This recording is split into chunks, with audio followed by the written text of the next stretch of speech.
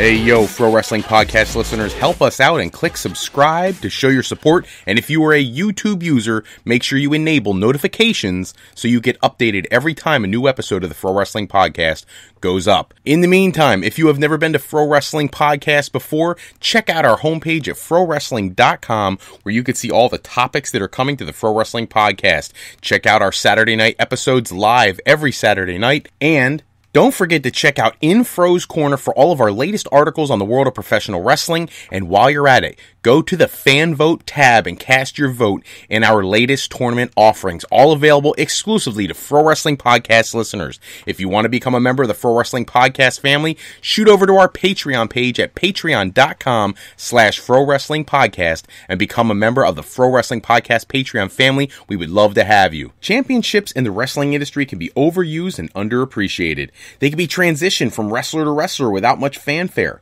This is not the case with the NWA World Heavyweight Championship. The NWA Championship has roots dating back to 1948, with the first ever title holder named Orville Brown.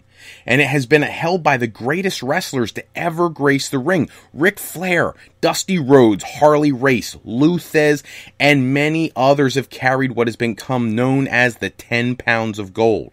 Today, the NWA World Heavyweight Championship has been surging back as a marquee championship in the industry. To be NWA World Champion is an honor only bestowed upon the true stars in the industry. With that being said, today's guest is the current NWA World Heavyweight Championship, who's on a mission to reclaim the glory and the respect that the NWA has always represented. Welcome to the show, the NWA World Heavyweight Champion, Nick-Aldis. Welcome to the Fro Wrestling Podcast. Thank you very much. Thank you for that very generous intro. Oh, my pleasure. I have to admit that despite the WWE or the WWF at the time being the quote-unquote biggest organization in the world as a child, the championship I always admired was the NWA World Championship. I remember seeing like all the biggest personalities holding the belt. Obviously, nobody more than Ric Flair. What is it like having your name forever linked to the most storied and probably the most prestigious championship in the industry? Well, it's definitely in that respect. It's something that nothing else can really compare to that. You know, if you're a fan of the business, and if like me, you're a student of the game, and you can trace back the history of the title and the lineage, it does mean something. You know, and it's something that I look at that and think, you know, no matter whatever else I achieve or don't achieve, and you know, goals I set for myself, that you know, like in all parts of life, you know, some goals you will achieve and some will miss, and you know, the important thing is to keep moving forward. But no matter what happens, I can look at that and go, that's a mark on my, you know, on my career that's very hard to replicate. Yeah, in the years past, there was always like a booking committee who would choose who the title holder would be. And these days, a lot of the fans know Billy Corgan has become very important. He purchased the rights to the National Wrestling Alliance, and he's looking to grow the brand significantly. Has he discussed with you anything about what your role in this exciting time is going to be? Yeah, I mean, that was the initial discussion, you know, with Billy and I when he purchased the company and the rights and the full controlling ownership. I knew Billy a little bit, but we didn't have a huge relationship. We knew, you know, we had worked together for a cup of coffee in TNA. The beginning of his run there was at the tail end of mine, and the sort of glue that held it together was Dave Lagana, who's produced and directed all of the 10 pounds of gold episodes, and he's really the day-to-day boss of the NWA. You know, he's really the sort of the head of operations in that respect. You know, whereas Billy obviously is the final say, but obviously, you know, he's a worldwide rock star about to go on a multi-million-dollar tour, so he's kind of busy. You know, so it's you know, he obviously weighs in a huge amount. But in the beginning, I heard about the purchase, and I was doing my own thing, and I didn't really know Billy that well, so I remember seeing the headline. It came up on my Google Alerts, and I thought, okay, you know, I don't really know what to make of that, because I wasn't really aware of what he had purchased as far as the NWA goes. You know, I knew that it had been a very cloudy sort of situation with a bunch of different promoters and different individuals, you know, and I hadn't ever really been involved with it, so I hadn't really cared, you know. And then when they contacted me, Dave contacted me first, and just sort of laid out what their plan was, and they basically said, we we want you from day one. We want you to be a big part of this. And, really, we see you as, Billy sees you as the quintessential, world champion. Like, that's what we see you as. We see you as that guy that represents those qualities that we think are missing and what the NWA champion would always, aspire to be. And I said, great, thank you. It sounds great. Like, I guess I'll hear from you when things are up and running. And then I hung up the phone, and 2 minutes later, Billy called, and then he kind of explained to me his passion for the business dating back to his childhood in Chicago, watching Dick the Bruiser and the Crusher and guys like that. And I was so impressed with his passion for the business, but also his knowledge and of the history of it and his philosophy on where he wanted to go. And I knew that I could fit into that philosophy. I knew that our philosophies, lined up enough where I thought this is a good fit for me, and so far it's proved to be right. So if we look back at some of your previous time in the business, where did you get your start in the business? Who was who trained you? I broke in with the Knight family, who are most well known now for being Paige's parents. Family in the business. Her mother and father are both wrestlers, and her brothers are wrestlers, and her nephew he goes by Ricky Knight Jr., and that kid's very talented. He's got a lot of potential. So it was fortunate. I grew up in Norfolk, which is where they're from, and that was, it was just one of those things where once I realized that that's what I wanted to do, we found them, and I had been to some of their shows that they ran, because they ran shows all over the county, especially around the East Coast, and they were running training camps, and I went along. I think I was 17 when I broke in, and then after that, they were running so many shows that their training camps were sort of sporadic. So if you were a trainee, it was kind of like you learned some on the job and then some with them when they had the time to train you and stuff. So I started also supplementing it with some training down at a place called Dropkicks Academy down in London, which is where I met Marty Skirl. We trained there. Wade Barrett trained there, and a lot of we got a lot of guys who have gone on to have a lot of success on the British independent scene, like Shah Samuels and guys like that. So it was a really cool environment because it was all these young, hungry guys, and we were very much, about sort of helping each other and approaching it from an athletic standpoint, but also from a creative standpoint. So, it was between those two, I got a good start. And the other thing was that being down there was a bunch of different legends of the sort of world of sport era of British wrestling, which was the sort of heyday of which was sort of the 60s, 70s, and 80s, much like the NWA, really. And a lot of those guys would come in and out and work with us and stuff like that. That's also where I met Doug Williams, because Doug, in between his tours of Japan and stuff, would come in and work with us and stuff like that. And he's actually one of the reasons I started to branch out on my own and get some bookings, because he went away to certain promoters and said, there's this kid that I'm helping at this place, and he's young and he's like 17, 18, and he's got a good body, good look, and good athlete. He's got a lot of potential. You should book him. And so actually, I managed to get a few matches with Doug under my belt at a very early age. So our careers have been, my career has been very closely linked with his from day one, really. Awesome. And then you made a move to TNA, to Impact Wrestling. They brought you in. I think originally it was like Brutus Magnus. Did you feel a connection with the audience when you first arrived? I think that, if anyone saw that early gimmick and character, I think you could see that it wasn't going to hit the mark for me and what my personality was, but they didn't really know what my personality was. My big break came in England. I was cast on a television show on the UK version of American Gladiators, and that's really what my big break was, because I was 21 years old. I think I was 20 when I went to the auditions, and I turned 21 by the time the show started. You talk about overnight fame. I literally, they kept us all in secret, and we went and did, all the promotional stuff, and they shot the commercials and the photo shoots and stuff at like 4 a.m, so no one would see us. And then on one day, it was like, I think it was May 1st, 2008. It went everywhere. Every newspaper, every TV station, every billboards, double-decker buses, the whole thing. Suddenly, your face is everywhere. So it was like, it was the closest thing I've ever seen, that I've ever experienced to sort of overnight fame. I went from no one knowing who I was to suddenly all these people going, hey, you're that guy from that thing, And the show hadn't even aired yet, and then we were on Sky One, which is kind of a I'd say equivalent-wise to probably like a USA kind of network, like a cable network, but a prominent cable network. Okay. In the UK. And, without trying to sound too full of myself, I was the breakout character on that show because I was the heel. Like, all the other guys were they came from, like, legitimate athletic backgrounds, whereas I came from pro wrestling. So I understood the sort of the importance of the villain, and so when the producers were sort of talking to everyone about what they thought their character could be and stuff, I just immediately went, let me be the bad guy. And all the other guys thought I was nuts. They couldn't believe that I wanted people to boo me, because these are all guys that came from legitimate sports and stuff, so they wanted people to like them. They didn't they thought being booed was a terrible thing, right? And so I went ahead and said, no, I'll be the bad guy. Like, that's what I want to do. And so then they were so relieved because, they thought they were going to have to sort of talk someone into it. And then as soon as I got hold of the microphone and, I was just reeling off promos, like very simple ones, because in that environment, you didn't really need to be that creative because no one else was doing any kind of wrestling style promo. I just blew up. But then, it got to the point where by the end of that first season, they were running commercials for the show that were just me.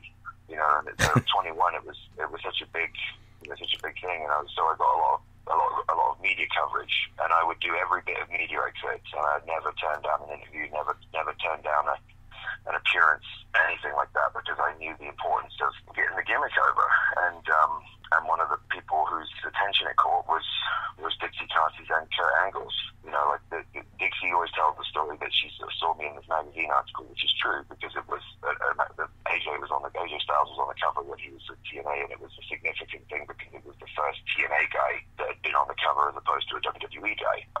And there was a big feature on me in that. So then she contacted the editor and said, I want to get in touch with this kid, which is how it happened. But also, Kurt was with TNA at the time, and he was over in the UK doing media, and he happened to be in his hotel room, on the Sunday when the show was on, and he saw me and he contacted the office and said, I don't know who this guy is, but he's got to be a wrestler, and if he's not a wrestler, he needs to be a wrestler because he's doing these great heel promos, you've got to see this guy. And so the story goes, they said, is it this guy? And they sent him a picture, and he said, yes, that's the guy. And they said, yeah, we just signed him.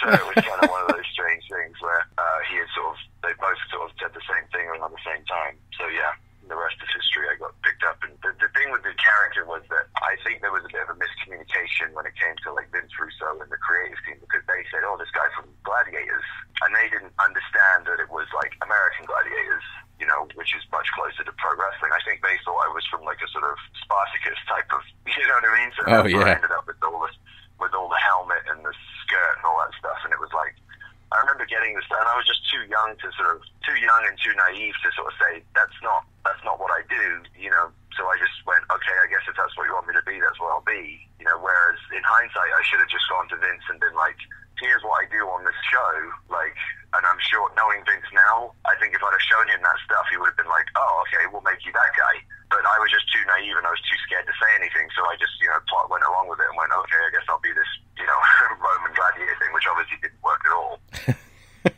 Well, but you did go on. You became a member of the British Invasion, which, yeah. I'll be honest with you, you had two wrestlers that were with you that I feel like TNA really missed an opportunity. Rob Terry and Doug Williams are awesome. What are your memories of being with them? Because that was a killer faction. Well, it saved me.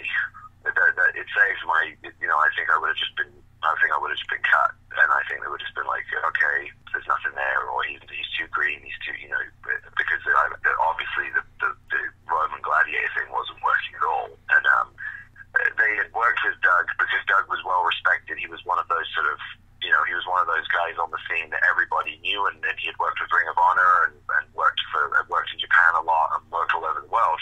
And so, a lot of guys, they would pull for him, but I think, the rap on him at the time was, perhaps a bit of a personality issue, and they just sort of thought, well, his gimmick is that he's a wrestler, he's a really good wrestler, and we kind of had enough of those.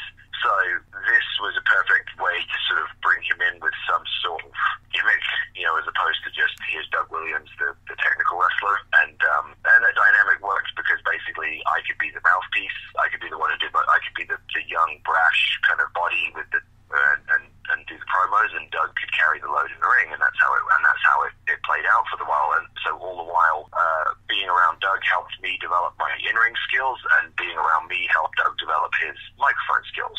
So we helped each other in that respect. But obviously, it was much more of a help to me than it was to him. And then with Rob, it was like, I mean, he's a freak in nature. Here's a guy completely drug-free, who's like 300 pounds and ripped. I mean, it's just, I've never seen anything like it. Like, he's just, he just won the natural Olympia this year. The guy's he's just a different, just a different breed of human. I think with Rob, I don't know how much passion he actually had for the business. I think that his passion is bodybuilding. His passion is, his physique and working out and his diet and that whole culture. And I think that he liked the idea of being a wrestler, and he was certainly dedicated to it in the sense of, like, he worked very hard, had a great attitude, and everybody liked him. But it was just out there in the ring, no matter what despite the fact that he was, so physically huge, it was like he just lacked that presence. You didn't get that feeling that he could, that he wanted to kill you. I think it could have been brought out of him had perhaps, someone taken a bit more time with him. But in TNA, it was very it was kind of a sink or swim sort of environment. They didn't really, if you didn't figure it out on your own, there wasn't going to be a lot of people around to sort of nurture you and take, and really, really help, craft a character for you. Like, there were exceptions. Like, I think, EC3 is a good example, like, where his character, as soon, from when he arrived, it was, John Geberg just decided, like, he had the whole thing laid out and gave him, the whole package and produced everything and was very closely monitored. But, before that, there wasn't really a lot of guys that got that level of attention. And so Rob, unfortunately, was exposed, and that's just unfortunate for him. But I think, ultimately, he had a lot of chances to do something, and it just didn't. He never. The thing with Rob, his personality is he's too nice. Sometimes in the business, you got to be a bit of a squeaky wheel and be like, why don't I do this? And I don't think he ever really knew what he wanted to do. So as a result, he would do whatever people told him to do, and people can sense, the audience can tell when you really believe in what you're saying and what you're doing and what you're not. That's like an example of what I'm doing now. People are saying, like, I was never really a fan of him in TNA, but now I'm really digging it. And it's like, that's because you can feel it when someone really is believing in what they're saying and what they're doing, and that's what makes someone connect versus someone who doesn't.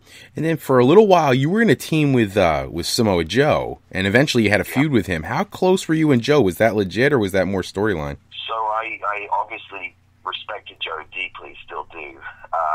And by the time, he was around, like, in the dressing room, he was the leader of the locker room, in my opinion. And so I would do my best to be around him and learn through osmosis. Joe's he's a very agreeable guy. He's not the easiest guy to sort of, buddy up to in that respect. But I liked him, and I think he at first, didn't really know what to make of me. And then once I was around a lot, obviously him and Doug had a relationship, so I kind of was able to establish one through Doug. But I really wanted to work with him, and so when the opportunity came to tag with him, I looked at it, it was like, this could, and I knew then, I was like, this could be my real sort of breakout moment, because I was such a fan of his work. I thought to myself, if I can get us and get some momentum going as a team with Joe, like, I'll get that rub from the sort of audience in terms of, like, the respect, because that's the one thing I didn't have, was the respect of the audience yet. Like, I think they were happy to boo me, they were happy to sort of, they didn't mind me being on the show, but they didn't respect. And I thought, if I can look like I belong with Joe, then I'll get the respect of the audience. And so I worked really hard to sort of, I'll just say it, I'm not saying it to blow my own horn here, but I was such a fan of Joe's stuff that I had all those double teams we did and all those stuff, like, they were my idea, because I already had them in my head. And so Joe, in that respect, was kind of like, he let me be the idea guy, because it was like Joe's comfortable enough in himself that he already knew he was over. He knew he could, he could write his own ticket. So he said, okay, and he was happy to let me do it. And so then when the stuff started working, it was like, everyone was going, wow, this is awesome. Like, what? And so we realized we were onto something. And it was beginning to sort of the odd couple thing. Like, I remember one of the early ones. I remember Taz saying, like, the Porsche and the tank, and that was when we were like, people get what we're trying to do here, like, because Taz, that was a perfect sort of analogy for it, and that's what I had in my head of what we could be, and so I was glad that it worked out that way. Like, I was such a big fan of Tully and Arn, right? Like, so I sort of modeled a lot of our stuff off of that, but in a sort of updated way. And then, and obviously then it would lead to, it was supposed to be a short-term thing to lead to a program with he and I to help establish me as a heavyweight, right, as a heavyweight singles guy. But then it worked so well that we ended up being a tag team for a long time. We were actually disappointed when it ended, even though the singles stuff was so great too, and that really helped me get to the next level. There was actually a period where they actually put the two of you with Kurt Angle and Sting in the Main Event Mafia. Yeah. Did you get a nice rub or any experience or anything from Sting and Kurt Angle working with legends like that really helped? Oh, of course. Yeah, well, the reason that happened was because they genuinely spoke up for me behind the scenes, and even in interviews and stuff. Sting especially. Sting had gone out of his way time after time to say, this kid, I think we need to do something with this kid. Like, he saw something in me, and I think in a lot of ways he saw some of himself in me. And I think for Sting as well, it was just like, I was a bigger guy, and I think he believed in, genuine heavyweights. There was a lot of guys in TNA at that point that were kind of small. And it's like, that's okay, but Sting looked at it as like, here's a guy who's like 6'4", 250, athletic and can move, and it's like, there's a reason that draws money, because people want to see guys who are bigger than them doing stuff that they can't do. It's one thing to see guys doing impressive moves and stuff, but if they're small, then it's kind of like, yeah, they can do it because they're small. But when big guys can do it, there's something to be said for that. That hasn't changed. I think Sting believed in that, and I think Sting just admired my presentation and the attention to detail that I had, and he'd always speak up, man. And I got a main event singles match with him out of the blue in like 2009, when I was like 22, because he just said, like, let me have this guy, because they just needed someone to work with him to sort of help reestablish him after a pay-per-view, and it was me. He said, give me that kid, and I remember like Jim Cornette kind of being like, what, but, and then afterwards he was like, that was great, thanks, like, and it was, so, little things like that. He always did a lot for me in that respect. Same with Kevin Nash and Kurt, would always speak up to me, and then when they decided to put the Mafia back together, and they needed a fourth guy, that was where they said, this is going to be the difference, is that last time it was all guys who were already established. This time it's going to be the legends, the legends, the current top guy, and then the future guy, and that was the way that they kind of marketed it. So obviously for me it was a tremendous rub.